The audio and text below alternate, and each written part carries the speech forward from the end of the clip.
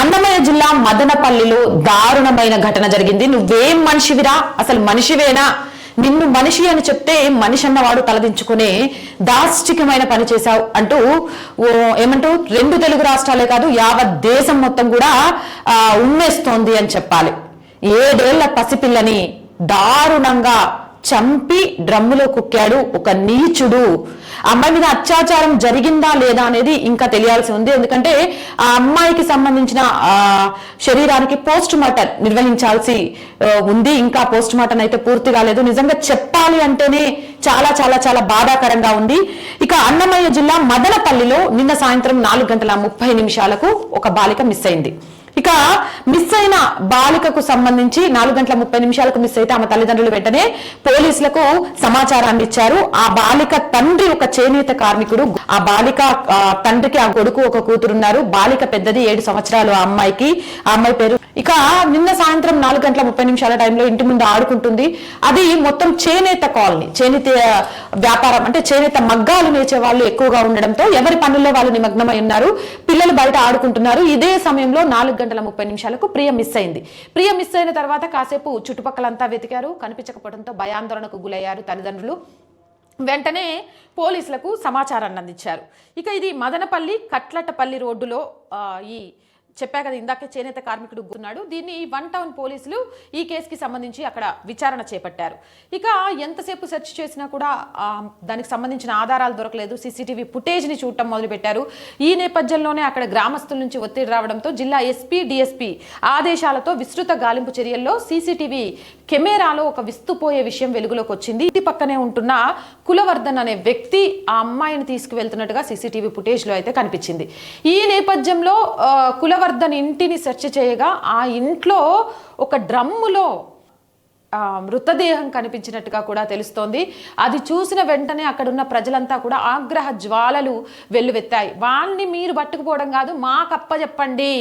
అయితే ఈ ఎవరైతే ఈ నిందితుడు కులవర్ధన్ ఉన్నాడో ఈ కులవర్ధన్ క్యారెక్టర్ అలాంటిదని, ఇంటర్ వరకు చదివాడని, ఆ తర్వాత చిల్లర గొడవలు చేయడం, ఒక సైకోలాగా బిహేవ్ చేయడం, తనతో మాట్లాడే వాళ్ళందరితో ఊరికే గొడవ పెట్టుకోవడం, అనవసరమైన వాటిలో అనవసరంగా ఇన్వాల్వ్ అవ్వడం, ఒక సైకో మెంటాలిటీతో ఎవరితో మాట్లాడకుండా మౌనంగా ఇంట్లో ఉండడం, ఇలాంటివన్నీ చేస్తూ ఉంటాడని, ఇలాంటి సైకోగాడు ఇంత దాష్టికానికి ఒదికడతాడు అని ఎవ్వరు ఊహించలేకపోవడం ఇక్కడ కొంత బాధాకరం అని చెప్పొచ్చు. 4:30 మిస్ అయిన అమ్మాయి ఈ నిందితుడు ఎవరైతే ఉన్నాడో కులవర్ధన్తో కలిసి వెళ్ళడం అయితే కనిపించింది. ఆ తర్వాత డ్రమ్ములో కుక్కేసిన శవం లాగా పాప మృతదేహం కనిపించింది. ఇక పక్కింటి సైకో వ్యక్తే బాలికను దారుణంగా చంపి డ్రమ్ములో కుక్కినట్టు కూడా సీసీటీవీ ఫుటేజ్ ఆధారాలతో తెలిసిపోయింది. వెంటనే నిందితుడిని అదుపులోకి తీసుకున్నారు. మృతదేహాన్ని ఆసుపత్రికి అయితే తరలించారు. పోస్ట్ మార్టం కోసం వెయిట్ చేస్తున్నారు. అమ్మాయి మీద అత్యాచారం జరిగిందా లేకపోతే తండ్రి చేనేత కార్మికుడు ఈ కులవర్ధన్కి ఏవైనా గొడవలు ఉన్నాయా? ఎందుకంటే పక్క ఇంట్లోనే ఉంటాడు. వీడు మూడీ మెంటాలిటీ, సైకోలాగా బిహేవ్ చేస్తూ ఉంటాడు. కనపడ్డ ప్రతి చిన్నదానికి కూడా వాగ్వాదానికి దిగుతూ ఉంటాడు. కాబట్టి అలా గోపీనాథ్తో ఏదైనా గొడవలు అయ్యాయా, ఆ నేపథ్యంలోనే కసి తీర్చుకోవడానికి ఇలాంటివి చేసావా? గతంలో చూసాం అన్నతమ్ముల మధ్య ఉన్న కక్షల వల్ల తమ్ముడి కొడుకును దాష్టికంగా, కూతుర్ని దాష్టికంగా చంపిన సంఘటనలు కూడా కొన్ని వెలుగులోకి వచ్చాయి. ఆ నేపథ్యంలో కోపంతో చేసిందా లేకపోతే ఆ అమ్మాయి మీద అత్యాచారం చేసి ఆ అమ్మాయి బయట చెప్తుంది అనే భయంతో ఇలా చేశాడా అన్నది పోస్ట్ మార్టం రిపోర్టు తర్వాత అయితే తేలాల్సి ఉంది. ఇక ఒకసారి మనం కులవర్ధన్ గురించి మాట్లాడాల్సి వస్తే ఇంటర్ వరకు చదువుకున్నాడు. ఎప్పుడూ మూడిగా ఉండే వ్యక్తి, సైకో మెంటాలిటీ, అందరితో గొడవ పడుతూ ఉండేవాడు. అయితే ఇక్కడున్న స్థానికులంతా కూడా ఈ మానవ మృగాన్ని వెంటనే ఉరి తీయాలి, ఇలాంటి వాడిని మీరు తీసుకెళ్లడం కాదు, మాకప్ప చెప్పండి, వీడికి తగిన బుద్ధి మేము చెప్తాము. 7 ఏళ్ల పసిపిల్లను దాష్టికంగా ఇంత దారుణానికి ఒడిగట్టాడు అంటే ఇలాంటి వాడికి అసలు భూమి మీద బ్రతికే అర్హతే లేదు. ఇలాంటి వాళ్ళ విషయంలో మీరు ఈ కోర్టు ఆ కోర్టు పై కోర్టు అని తీసుకొని వెళ్తే ఇలాంటి సైకోలు ఇంకా పుట్టుకొనే వస్తారు. వాడిని మాకు అప్ప చెప్పండి, వాడికి తగిన బుద్ధి మేము చెప్తాము, వాడిని భూమి మీద లేకుండా చేస్తామని అక్కడున్న స్థానికులు చాలా పెద్ద ఎత్తున నిరసనలు వ్యక్తం చేస్తున్నారు.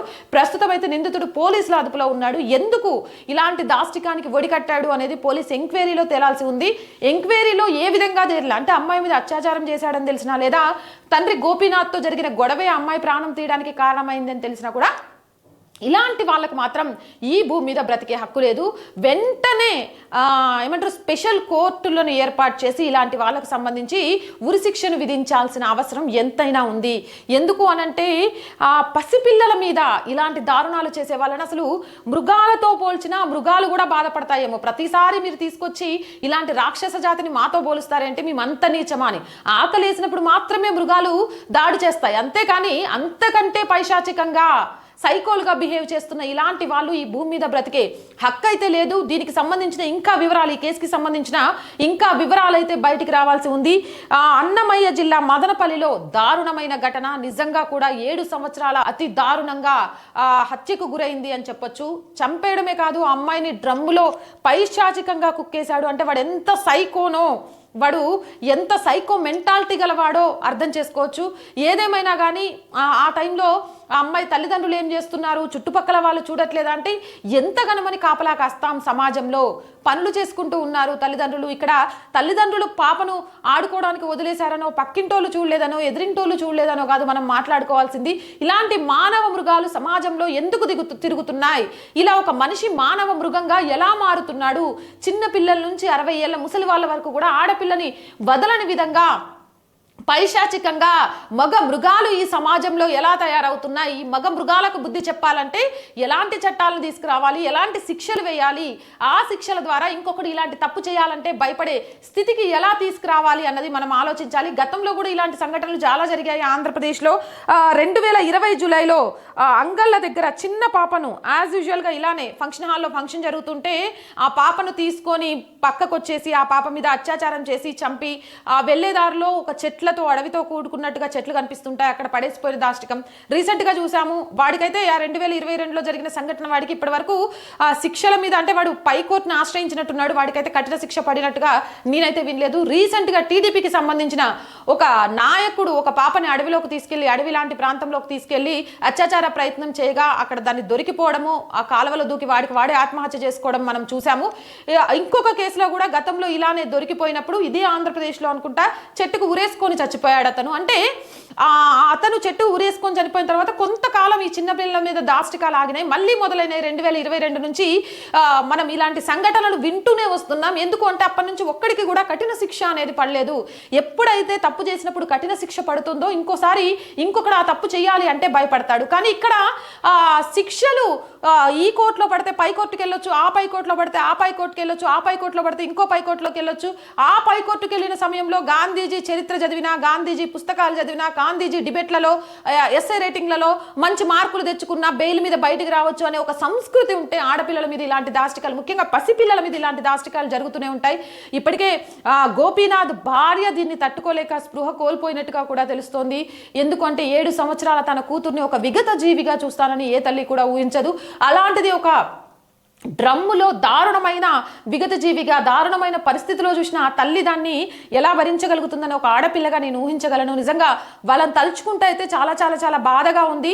ఆ తల్లిదండ్రులకు ఏం చెప్తే అసలు ఊరట కలుగుతుందో నాకు తెలియదు. కానీ ఒకటైతే వాస్తవం, ఇది చేసిన వ్యక్తి ఎవరైతే ఉన్నాడో కులవర్ధన్, అతనికి వెంటనే ఉరిశిక్ష విధిస్తే తప్ప ఆ తల్లి యొక్క మానసిక బాధకు కొంతైనా విముక్తి వచ్చే అవకాశం ఉంటుంది. చట్టాలు ఆ విధంగా చర్యలు తీసుకోవాలి. అండ్ ఈ కేసుకి సంబంధించి అసలు ఎందుకు చేశాడు ఇతను, పోస్ట్ మార్టం రిపోర్ట్లో ఏమొచ్చింది అనేది కూడా రిపోర్ట్స్ వచ్చిన తర్వాత మినిట్ టు మినిట్ మీకు అప్డేట్ అందించడానికైతే ప్రయత్నం చేస్తూ ఉంటాను. ఒక విషయం అయితే చెప్తుంటాను, పిల్లల్ని జాగ్రత్తగా చూసుకోండి. మన చుట్టే మానవ మృగాలు తిరుగుతున్నాయి. ఆడాలి పిల్లలు బయట, మొబైల్ ఫోన్లకే అంకితం కాకూడదు. కానీ ఆడుతున్న టైంలో ఎవరైనా సరే పిల్లల్ని ఒక కంట కనిపెడుతూ ఉండండి. ఎందుకు అనంటే మన పక్కింటోడు, మన ఎదురింటోడు, లేకపోతే మన ఇంట్లోనే మానవ మృగం ఉంది అనే విషయాన్ని గ్రహించలేకపోతున్నాం.